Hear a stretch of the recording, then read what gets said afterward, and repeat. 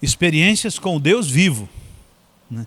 Por isso esse livro é tão importante, porque essas experiências que são narradas são fruto da manifestação de Deus na terra. É top isso, né? Então, assim, é uma expressão da vida real na terra, né? Isso aqui não é poesia, né? Ninguém inventou uma história, ninguém criou uma história, né? O cara viveu e registrou os momentos de angústia e talvez os momentos de história dele, né? Então esses escritos, eles expõem a vida tanto de homens e mulheres, os que nos antecederam, né, nos seus relacionamentos com Deus. É uma oportunidade também de conhecer o tratamento de Deus em relação ao homem e como Deus solucionava, né? Como Deus solucionava o que era lançado diante da sua presença. Eu acho que o cara que mais levou pendências para Deus foi Davi, né? Davi, quando ele não sabia resolver, e o que vinha sobre ele era muito difícil, né? Tanto é que o cara é tirado lá de uma cidadezinha que nem no mapa tinha, né? E cai lá no palácio como músico.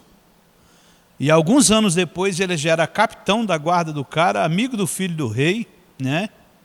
Vai levar comida lá na guerra, já arruma uma briga com o gigante, né?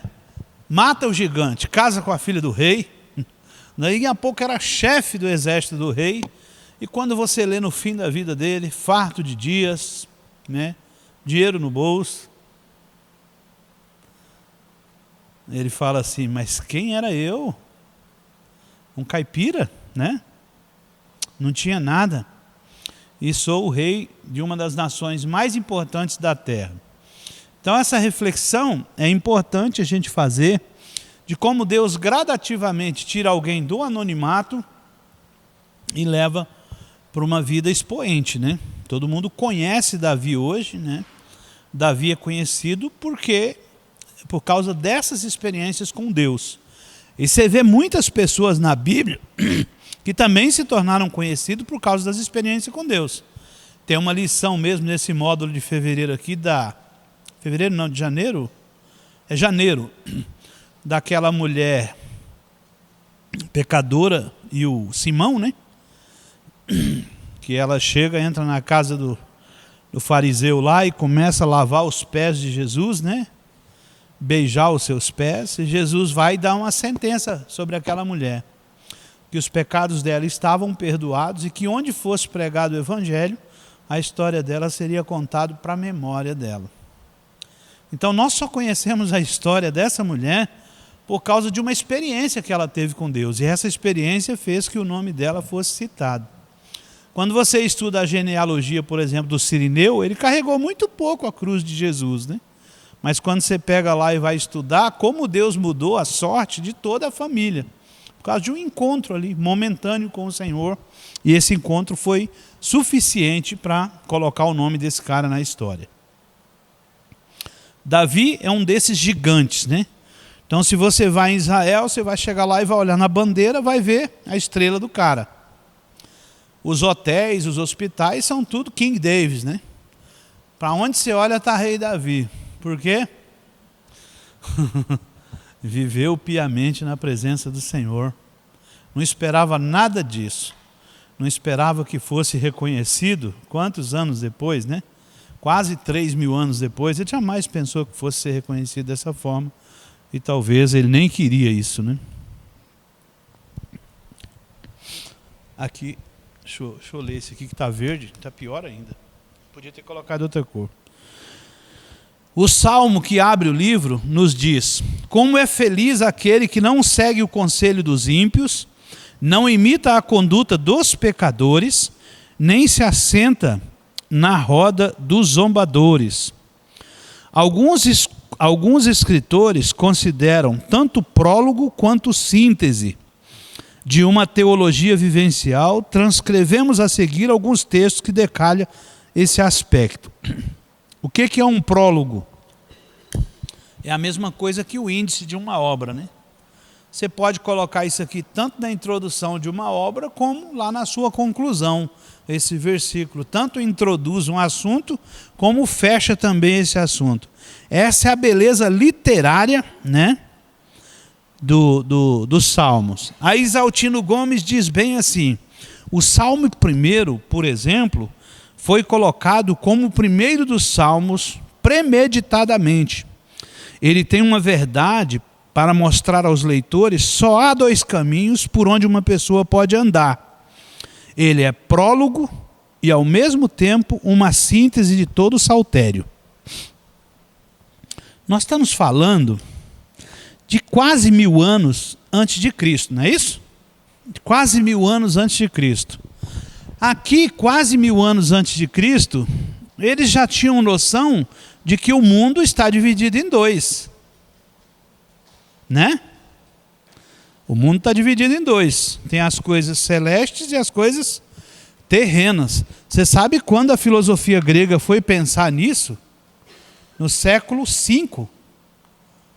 Quase 500 anos depois. Então, olha só. Esse cara aqui, um cara chamado Platão, ele descobre que existe um mundo inteligível e o mundo sensível.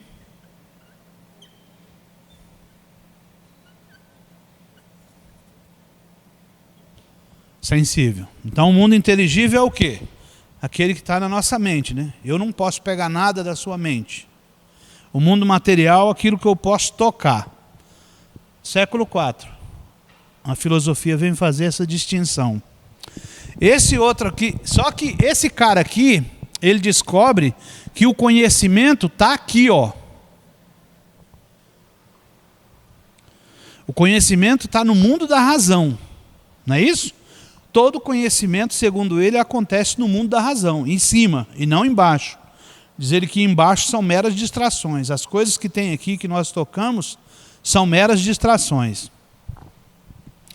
Aí veio esse outro aqui e disse, ó, discordo de você. Nós não podemos desprezar o mundo sensível.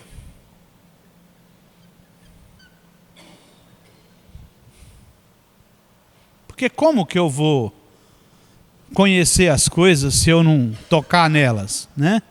Como que vai acontecer na minha mente sem que eu toque? Entendeu? A briga começa aqui. Aí aqui, esse surge lá na era cristã, dois homens, Agostinho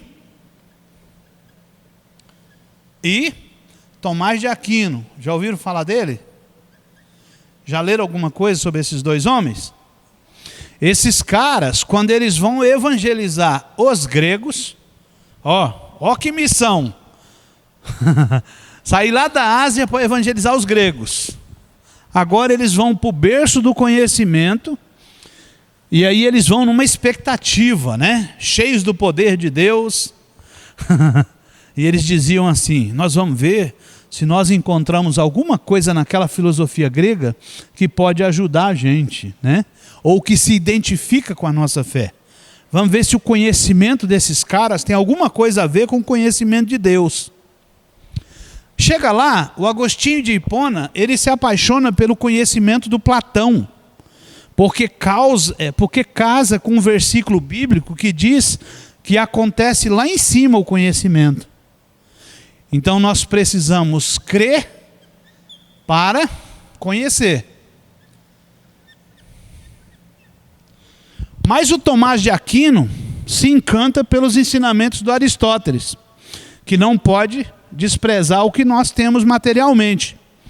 Então ele diz que é preciso conhecer para crer.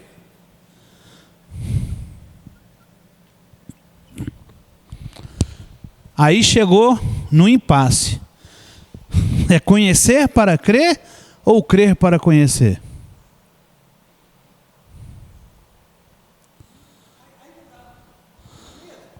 Hã?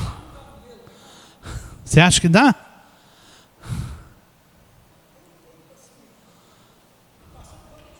Você acha que acontece lá em cima primeiro, para depois você conhecer? Se Deus não der um insight, você não conhece Jesus? Ou você acha que você tem que conhecer? Alguém tem que te contar a história para você conhecer? Boa. Só que aqui, esses dois caras, por isso que você disse que não dá na mesa, por causa do Espírito Santo. Eles não brigaram. Eles disseram bem assim, ó, sabe qual síntese que eles construíram dessa confusão toda? A fé aperfeiçoa a razão e a razão melhora a fé. Por isso eles chegaram nessa época à certeza de que a fé é algo totalmente irracional. Parece irracional, não parece?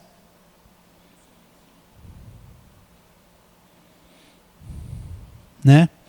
Baruch Spinoza, um racionalista, lá na frente já, na Idade Moderna, ele disse bem assim, é impossível o mundo imaterial invisível se comunicar com o material. Ele falou bem assim, se isso acontecer, foi Deus.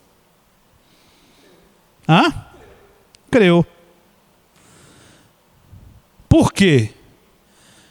Nós cremos nisso por causa de uma fé sobrenatural, né? Que o Deus imaterial colocou sêmen dentro de uma mulher aqui na Terra e nasceu um menino. Para os biólogos e para os cientistas, isso é impossível. Só que logo em seguida, os cientistas também descobrem que 80% das enfermidades existentes hoje, elas se formam na nossa psique, ou na nossa consciência. Como que é possível uma ansiedade, uma pressão na sua cabeça, fazer uma ferida no seu estômago? Como que é possível a pressão na sua vida, a amargura, gerar células cancerígenas? Entendeu? A beleza da palavra de Deus, a beleza dos homens de Deus, é que essas verdades que a filosofia levou 500 anos depois para pensar que existe dois mundos, os caras já estavam falando nisso há 500 anos atrás. Deus não é surpreendente? Surpreendente. Aí, mas quando nós lidamos com conhecimento, com o mundo racional, nós corremos dois riscos. Aí no meio dos crentes tem dois grupos. Aqueles que desprezam o conhecimento e quer só o poder. E aí você chega lá no culto do cara, tem um carregando uma cadeira nas costas, o outro dançando uma musiquinha doida, o outro passando a rasteira no outro, falando uma língua estranha, e você fala, o fogo está caindo ali, né? Já viu esse tipo de culto? Ele é uma imitação das religiões afrodescendentes. Já viram isso? Alguns lugares praticam isso. É incrível que agora, nessa eleição, essas pessoas que buscaram poder sem conhecimento, normalmente eles se alinharam à esquerda.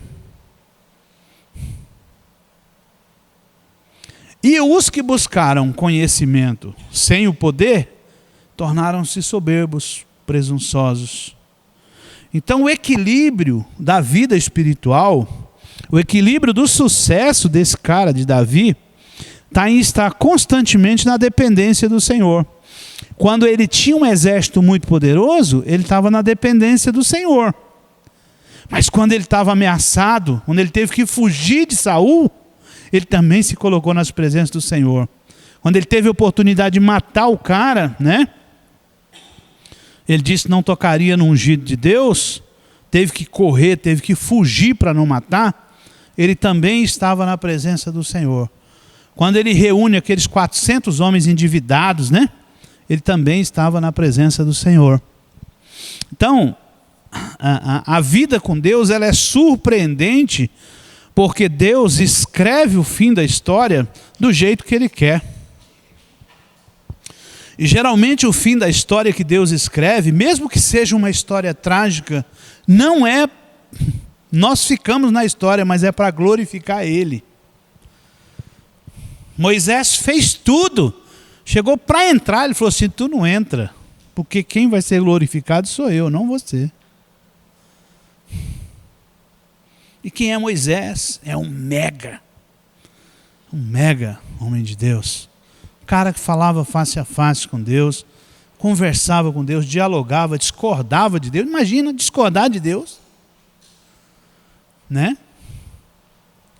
Era Moisés. Reconhece também a glória de Deus. Chega aos 120 anos, com todo vigor, os olhos claros ainda, a visão perfeita, a Bíblia diz isso, porque viveu 120 anos na presença do Senhor. Mesmo quando era egípcio, sem saber, ele já estava caminhando para a vontade de Deus. Então existe um destino traçado para nós, né? E aqui o Isaltino Gomes está dizendo que esse Salmo primeiro, então está colocando esse ser que divide o universo em dois, que existe princípio e fim, né? Não é verdade? Por isso a beleza literária desses livros nos faz, cada dia mais que a gente conhece a palavra de Deus, nos tornar apaixonados por ela, né? Não sei se vocês são apaixonados pela palavra de Deus, mas eu gosto muito dela. Então, importante lembrar quando a gente lê esse Salmo, Salmo 1, que há dois caminhos, o mundo está partido em dois, é necessário escolher. O caminho das trevas e o caminho de luz dividem entre si a universalidade do real. Nós temos trevas e luz, mas existe só um caminho. E se você escolher errado, você também tem um destino só. Ou vida eterna, ou morte eterna. Então é única a escolha. E esses dois, o universo mesmo estando dividido em dois, ele mostra que Deus é único. Só existe uma escolha. Só existe um centro de todas as coisas. Ele está dizendo assim, eu sou o centro de todas as coisas.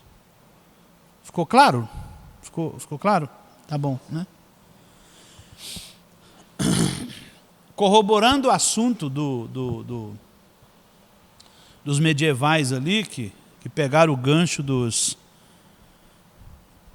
gregos, o Louis Pasteur, que é aquele cara da teoria da biogênese. Quem conhece a teoria da biogênese? Então, ele descobre que vida só pode vir de vida, né? Diz que ele viajava para um seminário, e o irmão Irani gosta de contar isso, né? Encontra um jovem muito arrogante, né? E diz que o jovem olhou e viu uma Bíblia no meio do material dele, ainda usa esse livro retrógrado, né? E ali eles trocam um diálogo, lá na frente o cara se despede dele, ele dá um cartãozinho para o rapaz, né? E aí no cartão estava a qualificação, o nome dele, todo o currículo dele, né? E o rapaz estava viajando para um seminário que seria ministrado por ele, e esteve frente a frente com o cara, mas por sua arrogância não conheceu o grande mestre, né? Então ele deixa uma máxima para nós: um pouco de ciência afasta de Deus, mas muita aproxima.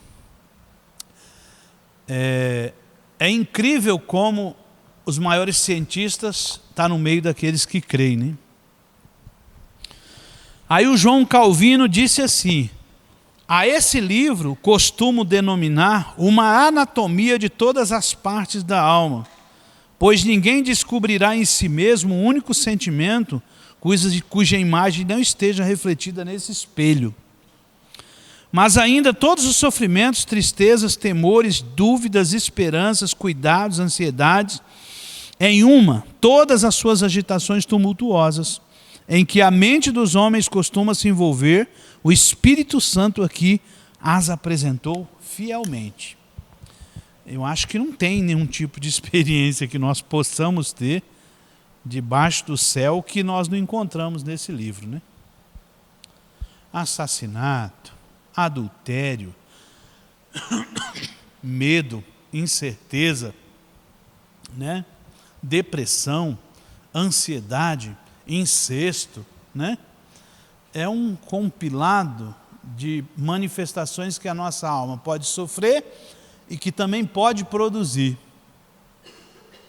Tudo nesse conjunto de livros aqui. Muito top, né? Então vamos lá. O livro foi quase todo escrito entre os séculos 10 a 5, 500 aninhos aí, né? O título hebraico de Salmos é Teilim, que significa louvores. Aí a Septuaginta, a versão dos 70 sábios, colocou psalmoi. Essa palavra significa cântico para serem acompanhados por instrumentos de corda. O título em português Salmos deriva da Septuaginta. Então Davi, ele construiu os instrumentos dele, né? Rústicos, mas construía, né? Não devia ter um som como os nossos hoje, né? Mas era o instrumento que o acompanhava nas noites solitárias, nos vales, nos desertos, sozinho, com o rebanho, né? Então ali ele, ia declamando a sua poesia e adivinha o que acontecia? Alguém descia do céu e falava, vou ouvir aquela música, né? Porque ali tem um coração rendido, né? E ele está lá com a sua instrumentinho, às vezes com medo, sozinho, e a presença vinha. Daí a pouco você vê esse cara pulando de alegria, dizendo assim, cara, ele é massa, ele é tudo, né? Ele tirou a angústia da minha alma, ele perdoou o meu pecado, né? Quando ele podia me matar, ele não me matou.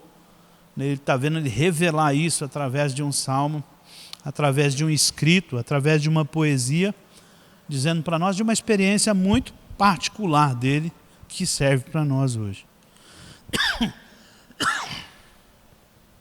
Rapaz, tá difícil essa gripe, hein? Então, a estrutura da composição desses salmos. Na introdução, na maioria das vezes, seu início se dá com uma invocação a Yahvé, como vocativo, compadece-te de mim. Aí tem os exemplos do 51, 56 e 57. Aí o corpo do salmo é quando o salmista abre o coração, descreve a situação de perigo diante do Senhor. E o final, com a síntese, né? A ansiedade que foi inicialmente manifestada cede agora o lugar à fé. Então, às vezes também você encontra um que é só lamúria e no outro só exaltação, porque parece que no dia que ele escreveu aquele, estava a tragédia, estava fechado o tempo, né? Mas quando ele escreve o outro, Deus já tinha se manifestado, tinha livrado ele, tinha trazido alegria ao coração dele, a ansiedade dele tinha ido embora e ali ele estava feliz. A beleza está nisso. Epígrafe. Geralmente vocês vão ver esses escritos no Salmo, né? Em algumas traduções bíblicas, né? O que é uma epígrafe? As quais tratamos como títulos dos salmos, nos fornecem informações úteis na compreensão dos salmistas. Supõe-se que elas foram incluídas por volta do século V a.C., ou seja, nos dias de Esdras, que realizou uma revisão nas Escrituras, contribuindo para que este livro tivesse a forma atual. Cara, esses dias eu vi, tem um padre na internet que ele tem até umas ideias boas, sabe? Mas esse dia ele soltou uma, falando assim, esses evangélicos, anda com essa Bíblia de zíper aí, achando que ela pulou no colo dele, com zíper. Foram os padres que carregaram essa palavra. Deu vontade de fazer um print do vídeo dele e falar assim, reverendo, eu queria responder ao senhor que a Igreja Católica não é a Igreja Universal, não. Na verdade, vocês foram o veneno da Igreja Universal. Vocês que corromperam ela, quando uniram ela ao Estado, né? Mas depois eu falei, eu não sou muito contencioso, não. Eu acho que você falar para o contencioso, o livro de Tito manda você evitar, né? Mas você vê como que um homem tão estudado prega uma inverdade, né? Você vê aí que no século V, na volta do exílio, Esdras vem com os escritos, e eles e todos os levitas de Esdras lá, os escribas, quer dizer, os escribas de Esdras, os escritores, né, que tinha com ele, porque esse conjunto de levitas, que eram escribas ou escritores, eles cuidavam dos livros sagrados, porque originalmente eles foram escritos um emendado no outro, entendeu? Não tinha separação de nada. Então vê que as epígrafes, os títulos para ficar fácil da gente ler, endereço, capítulo tal, versículo tal, foi um trabalho feito depois, né? Para ficar essa coisa tão prática hoje que tem no smartphone, né? Então foi um trabalho de dedicação, né?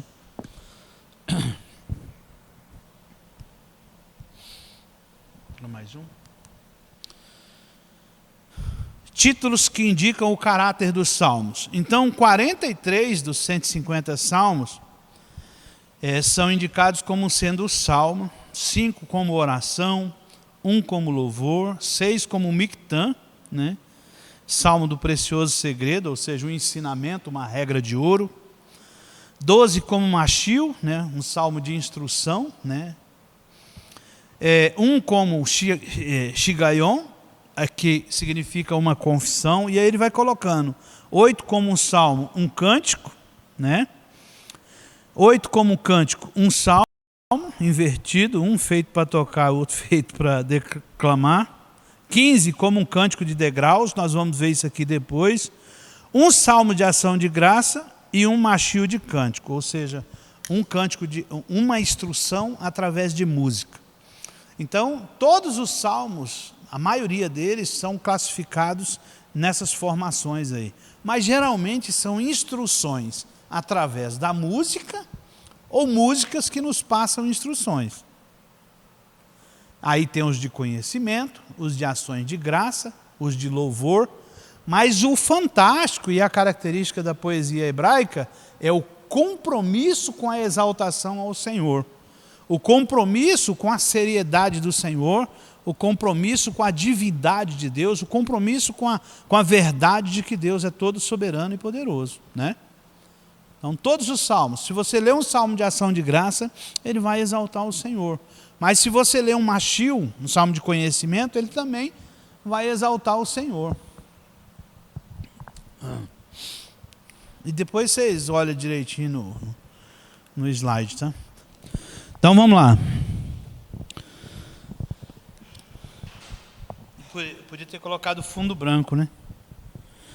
Então, os títulos que apontam o autor, também está na epígrafe dos Salmos.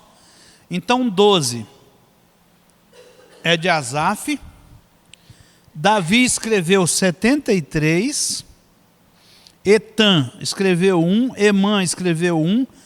Aos filhos de Coré, 10. Moisés escreveu 1. Salomão, 2. E anônimos são 50 salmos. Esses são os 150 salmos, né? E os autores.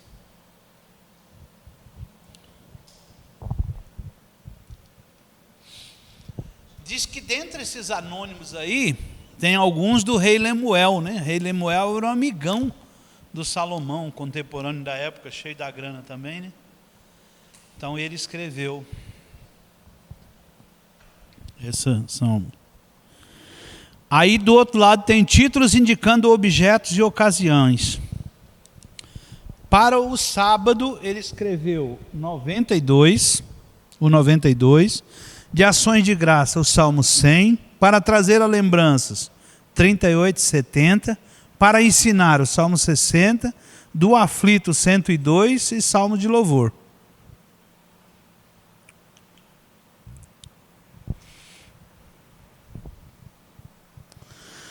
Então, a categoria, descrição e exemplos, né? Na adoração, os que tratam do prazer e que tem o fiel em estar com Deus na sua casa, exaltam o culto comunitário e parecem aludir ao culto público. Tem o 24, 84 e 100. Eu não vou ficar aqui lendo o slide. Depois vocês pegam no slide, olha e confere, tá? Confere para ver se está certinho. Aí tem os messiânicos, os imprecatórios, a sabedoria, o lamento, todos esses, né? Tá vendo a divisão dos livros? 1, 2, 3, 4 e 5. O livro 1 vai do 1 ao 41, livro 2, do 42 ao 72, o livro 3, do 73 ao 89, livro 4, do 90 ao 106 e o livro 5, do 107 ao 150.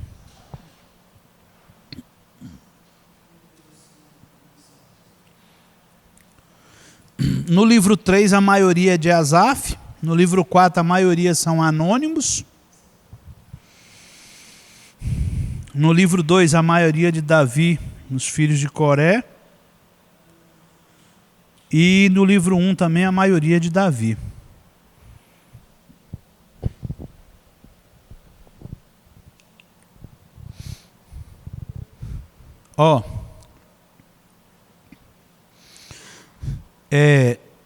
Geralmente a síntese dos livros, a conclusão, o término dos livros, ele coloca aqui em cada livro tem uma conclusão, né?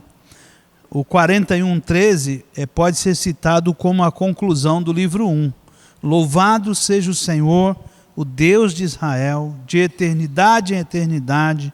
Amém e amém. Livro 2, bendito seja o seu glorioso nome para sempre, encha-se toda a terra da sua glória, amém e amém. Bendito seja o Senhor para todo sempre, amém e amém.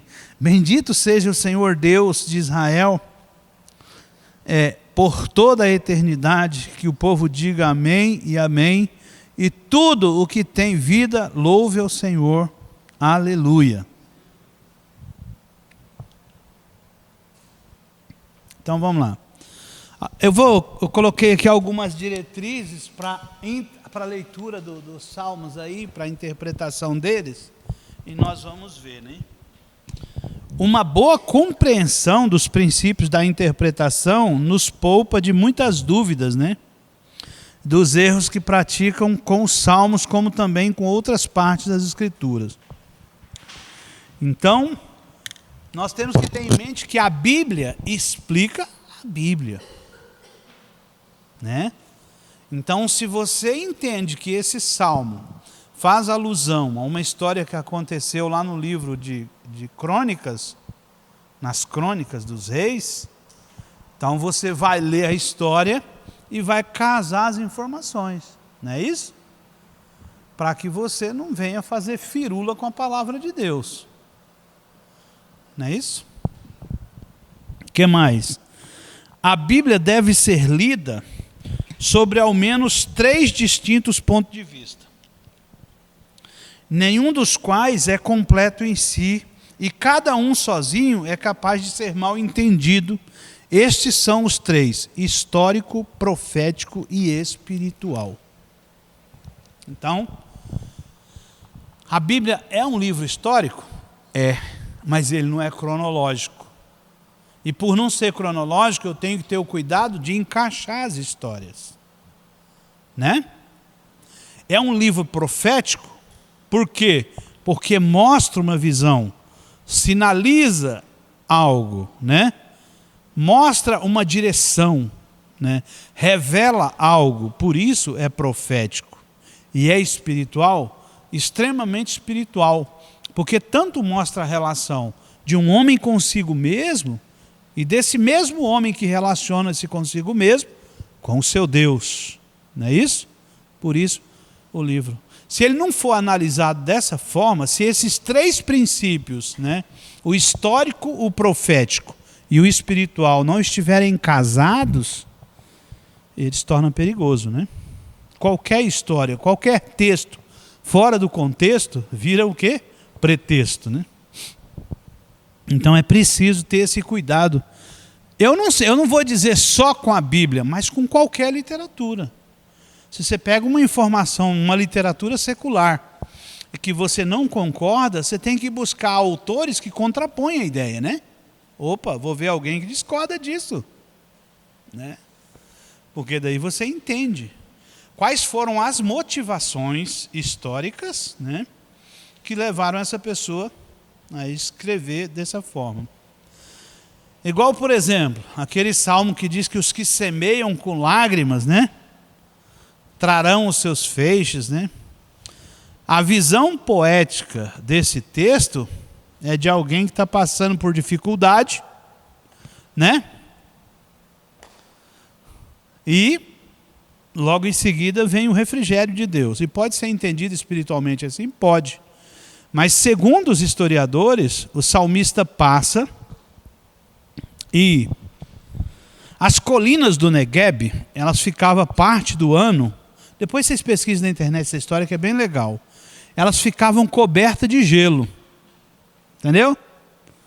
E todo o vale do Negueb seco. Quando vinha o sol, o gelo derretia, a água descia e inundava todo o vale do Negueb. Quando a água secava, a vegetação... Então quem passava ali viu o cara no sol escaldante, jogando semente, e diz que o autor vê ele limpando assim, ó, o suor que caía no olho, né? Para ele estava chorando, né? Interessante, né? A interpretação desse autor. As duas interpretações, uma teórica, outra histórica e a outra espiritual, corroboram com o mesmo assunto. Se for a experiência de alguém semeando no sol quente, contribui conosco? Contribui. Existe um resultado. Mas se foi a experiência de alguém passando por uma dificuldade e Deus tirou a dificuldade e trouxe alegria, também contribui com a nossa vida espiritual. Então tem que casar, né? Os assuntos têm que coincidirem. A Bíblia, ela aponta sempre, todos os livros que passaram pelo cânon hebraico, eles apontam para o Cristo. Os livros que não passaram no cânon são livros históricos e que não têm Jesus como centro. Não é cristocêntrico. Esses livros foram tirados. Macabeus, todos aqueles livros lá, os 7. Leia eles para você ver. Cara, eles fazem um movimento top, né? Só que o problema deles é que eles querem vencer no braço. E aí dá com os burros na água. Mas eles também eram tementes a Deus. Por isso que o livro não entra. Porque ele não é cristocêntrico.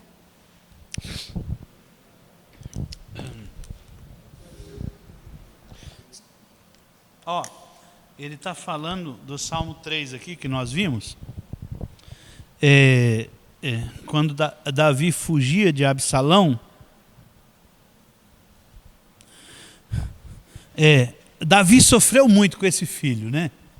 Sofreu muito mesmo, né? Diz que Absalão, diz que ele ficava lá na entrada da cidade. E aí o povo ia passando, ele pedia ao povo o que eles iam buscar em Israel, né? Aí o povo falava, eu estou levando uma questão para o rei. Diz que ele falava assim, sua questão é boa, só que Israel não tem rei hoje, né? E ele começou a sacanear o pai ali, montando um plano para tirar o trono de Davi. Quando Uzai fala para Davi, Davi fica triste, mas ele simplesmente diz o quê? Senhor, eu estou entregando nas suas mãos, né? Porque ele não recebeu o reino de homens, né? Ele recebeu o reino de Deus. Então, quem poderia manter ele no reino ou tirar? Davi sabia disso, Absalão que não sabia. Absalão não tinha noção de quem ele estava mexendo. Ele achou que estava mexendo com o pai dele, né? Mas, na verdade, não estava mexendo com o pai, né? Estava mexendo com o Deus do pai. E morre de forma trágica. Então, a resposta do 3 já está aí, né? Aqui outro texto legal. Simei amaldiçoou Davi e lançou-lhe em rosto o seu pecado, dizendo-lhe que o Senhor o tinha abandonado. Esse Simei era um sacerdote. Davi sabia que merecia tudo isso, porém a sua confiança estava em Deus. Esse incidente é referido no Salmo, nas palavras: muitos são os que dizem de mim, não há em Deus salvação para ele. Tu, porém, Jeová, és um escudo ao redor de mim. A minha glória é o que levanta a minha cabeça. Esse salmo serve para a gente, porque quando a gente está passando por um problema, e alguém vem e diz para você, ó, isso é consequência, né? E às vezes joga um fardo pesadíssimo sobre você, né? Davi está dizendo aqui, eu não sou inocente, né? Mas eu não estou estribado no meu conhecimento nem na minha força, eu confio no Senhor. Se o Senhor fizer, está feito. Se o Senhor não fizer, nada acontece. Então, nos momentos de risco, ele sabia a quem recorrer.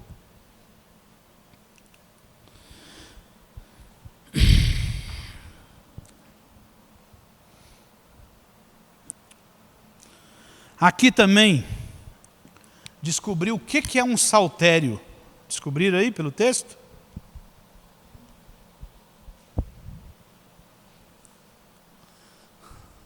Saltério, esse nome é da Bíblia, né? Saltério é um conjunto de salmos, né? Não é isso? Então, saltério é um conjunto de salmos.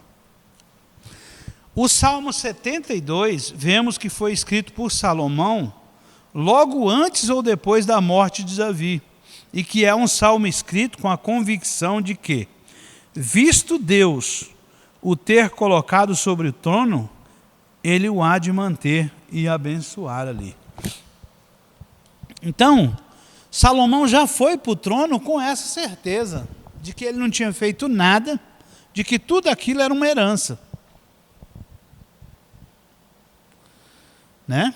Tudo. Tanto do Pai quanto de Deus. É incrível isso, né? E a sabedoria que Deus dá para ele. Mas como que o cara foi perdendo, né? Foi perdendo. Tanto é perigoso essa questão do abandonar o caminho do Senhor, afastar-se da verdade de Deus, que agora você vê que Salomão não está na coluna dos heróis da fé de Hebreus, né? Você pode procurar que o nome dele não está na coluna dos heróis, mas é daquela prostituta lá do muro, a Raabe está. Não, até existem alguns teólogos que perguntam, o conhecimento de Salomão era de Deus ou dos homens? O conhecimento que Deus deu para ele.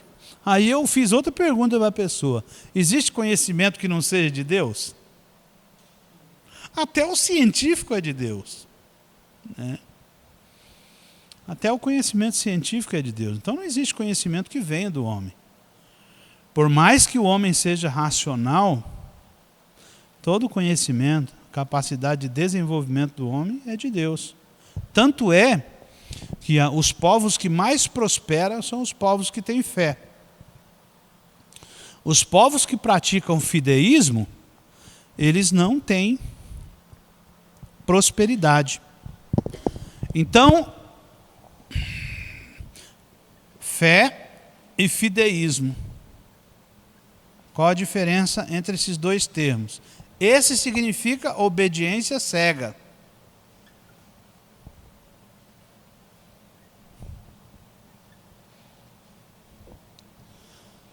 Provada.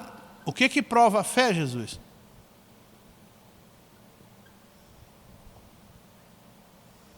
O que comprova? Não é isso? O que prova a fé da pessoa? Os frutos. Né? Eu não posso tocar a fé, ela é imaterial, mas o fruto demonstra a fé. Agora o fideísmo, por exemplo, o cara chega e fala, ó, eu vou te dar aqui 3 quilos de C4, você vai colocar em volta da sua, botar a jaqueta de mototáxi, meio-dia você senta lá no shopping e explode aquilo lá para mim. E aí eu te dou uma recompensa lá na glória. Aí você não questiona e vai lá e acabou. Né? Olha só.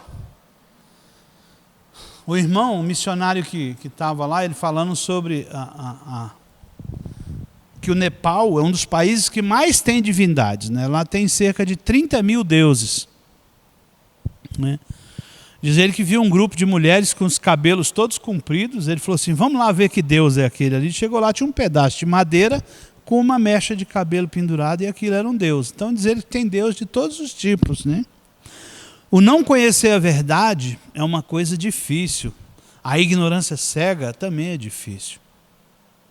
Qualquer lugar, qualquer líder religioso que impõe a goela abaixo a fé em você, sem respeitar a tua dúvida, o teu questionamento, ele está querendo produzir em você fideísmo. Jesus nunca fez isso com ninguém. O cara que mais aceitou a argumentação foi Jesus. Mas a inteligência dele era fantástica. Todas as respostas dele vinha com uma pergunta. O papo com ele era mágico, né?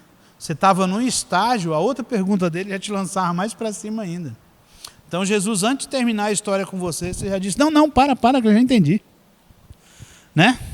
Então conversar com ele era botar a mente, a racionalidade para ferver mesmo. Porque ele é o dono de todo conhecimento.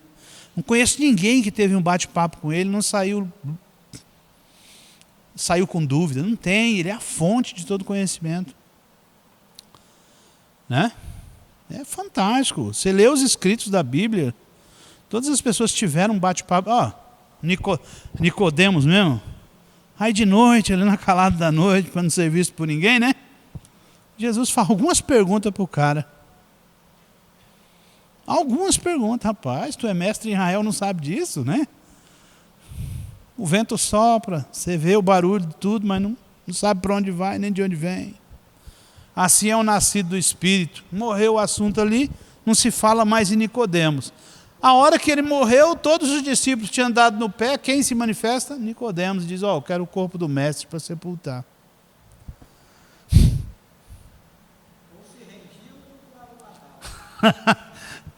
Mas assim, né? É bem incrível isso, né?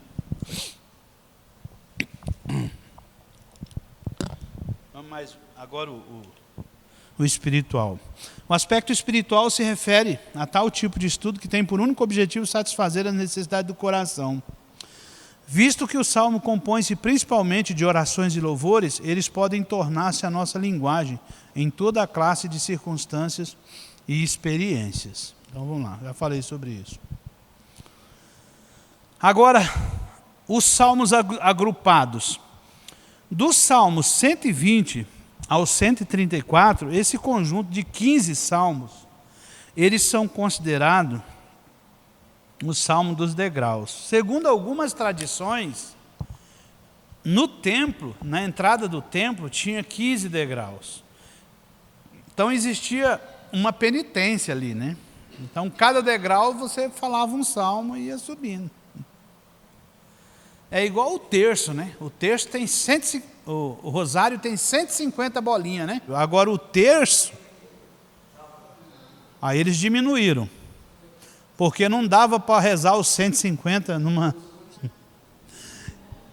Então aqui, como lia cada um no degrau, aquelas bolinhas lá do rosário e do terço também eram usadas para isso. Para a pessoa, era tanta repetição que as pessoas tinham que contar, né? Então ia passando as bolinhas. Então, olha só, Baxter, voltando. Então, o Baxter ali, esse autor, ele considera a possibilidade desses 15 salmos estarem relacionados aos degraus da escada do relógio de sol do rei Acás, em Jerusalém, e serem de autoria de Ezequias. O acontecimento sobrenatural envolvendo Ezequias, filho de Acás, e o relógio do sol está registrado em 2 Reis, depois você leia o texto. Nesse episódio, a sombra retrocedeu 10 graus, ou passos no relógio do sol, como sinal de que a vida de Ezequias teria um acréscimo de 15 anos. Ele orou e teve um acréscimo de 15 anos. Então, muitos atribuem esse conjunto de salmos, dos 15 salmos, do 120 ao 134, a esse evento. Vamos lá. Nesse propósito expresso na sua oração, Ezequias teria composto 10 salmos, os 120, 121, 123, tal, um para cada grau que o relógio retrocedeu. A esses 10 escritos por Ezequias, adicionou 4 salmos de Davi, que é o 122, 124, tal, e um de Salomão, de modo a chegar ao total de 15, a quantia de anos que o Senhor lhe adicionou. Então, o título dos degraus. No primeiro degrau, nós temos o degrau da aflição. Segundo, da resposta em Deus. Terceiro, do gozo na casa do Senhor. Quarto, invocação. Quinto, agradecimento. Sexto, confiança. Sétimo, livramento e intervenção de Deus. 8º, segurança em Deus, até o 15º. Então, você subia um e falava o salmo. Subia o outro e falava o salmo. E era um ritual. Vocês conheciam o relógio do sol, né? Não, é uma haste inclinada. Tem tudo uma... Não. Tem uma inclinação assim e uma inclinação no gamão também, naquele coisa que fica em pé aqui. Porque daí dá certinho a sombra. A sombra, tá vendo a sombra? Essa sombra ia girando conforme o sol fazia a volta. Aí tinha as horas noturnas e as horas diurnas. Por exemplo, aqui o sol, ele está mais para lá, né? Porque lá em casa tem um muro que faz sombra nele assim. Então esse gamão teria que ser inclinado para cá para ele fazer sombra, entendeu? Mas não é uma coisa de qualquer jeito, você botar uma estaca lá e... É uma coisa calculada. O relógio era um relógio inteligente. Porque essa inclinação desse gnomon ali, ó, é ele que dava a sombra correta, né? E aí, as horas, só via as horas no relógio do sol durante o dia, né? À noite. Mas esse evento, ele não aconteceu só aqui em Ezequias, né? Lá na luta de Josué também, Deus para o sol, né? Lá para, aqui retrocede. Aqui retrocede. Na luta Deus tem que parar. E eles param lá até terminar a luta. Aqui Ezequias ora e o relógio retrocede. Em 10 graus, que dá 15 horas. Aí esse cálculo de grau aí não é comigo, não. Beleza?